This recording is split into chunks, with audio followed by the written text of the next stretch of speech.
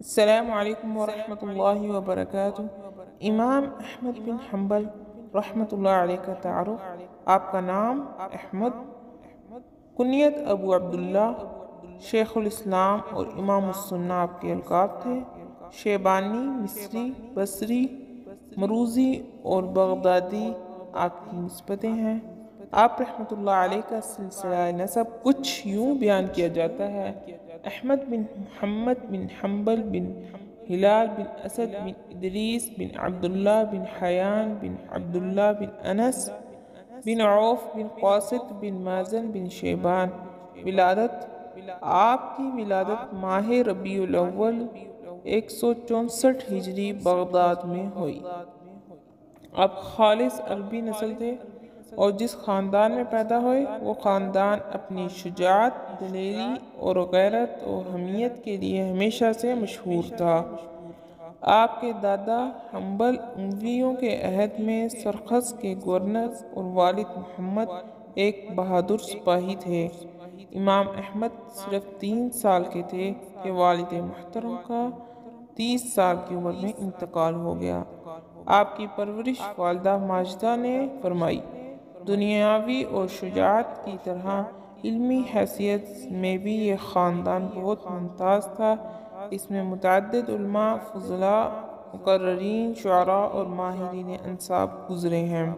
تحصیل علم: آپ کی تعلیم کا سلسلہ اول عمری ہی میں شروع ہو گیا۔ 4 سال کی عمر میں قرآن پاک حفظ کیا، 7 سال کی عمر میں حدیث پڑھنا شروع کر دی اور 15-16 سال کی عمر میں باقاعدہ حدیث پاک کی طلب اور تکمیل میں مصروف ہو گئے۔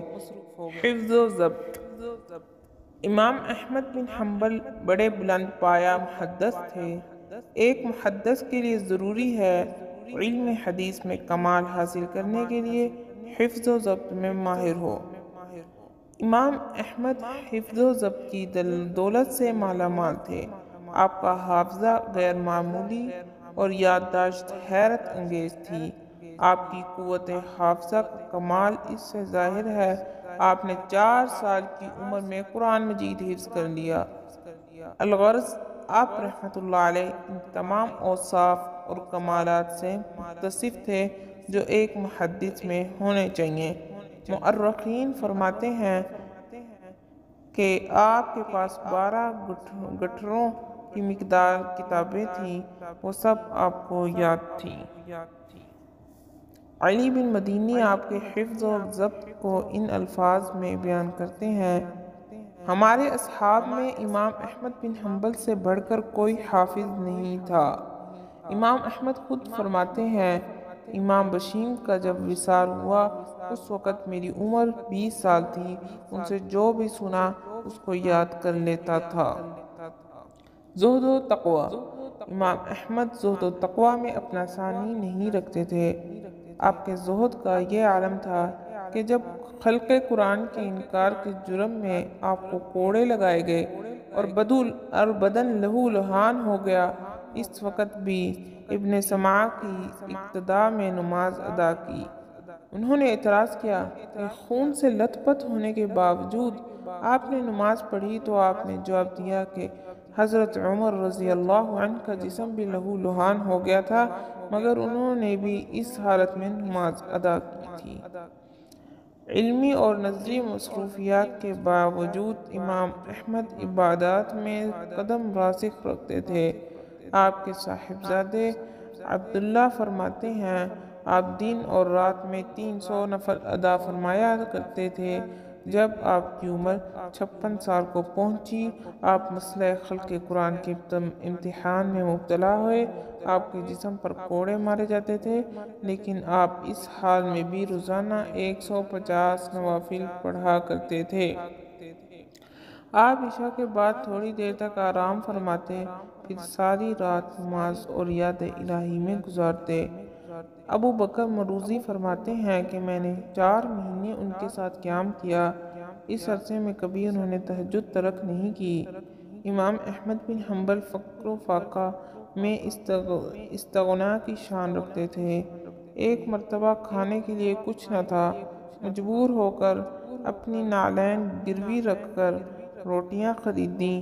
امام عبدالرزاق کو پتہ چلا تو انہوں نے آپ کو رقم مہیا کی، لیکن آپ کے غیور ضمیر نے ان سے کچھ لینا گوارا نہ کیا اور خود محنت اور مشقت کر کے اپنی ضروریات پوری کیں۔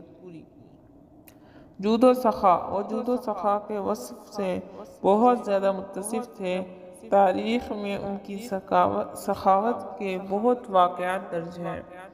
جو شخص ان کی خدمت میں حاضر ہوتا اس کو کبھی خالی ہاتھ واپس نہ کرتے تھے۔ ہارون مستملی بیان کرتے ہیں کہ میں ایک دفعہ امام احمد کی خدمت میں حاضر ہوا اور ان کی خدمت میں عرض کیا، میرا ہاتھ خالی ہے، میری کچھ مدد فرمائیے۔ انہوں نے اس وقت مجھے 5 درہم دیتے ہوئے کہا، میرے پاس اس وقت یہی 5 درہم ہیں۔ تواضع اور انکسار۔ امام احمد نہایت متواضع اور منکسر المزاج تھے۔ وہ اپنے علم و فضل پر کبھی فخر نہ کرتے تھے۔ مسجد سے سب سے آخر میں باہر جاتے ان کے تلمیذ رشید یحییٰ بن معین فرماتے ہیں، میں نے احمد بن حنبل جیسا نہیں دیکھا۔ میں 50 برس ان کی خدمت میں رہا، انہوں نے کبھی ہمارے سامنے اپنی اصلاح وغیرہ پر کبھی فخر نہیں کیا۔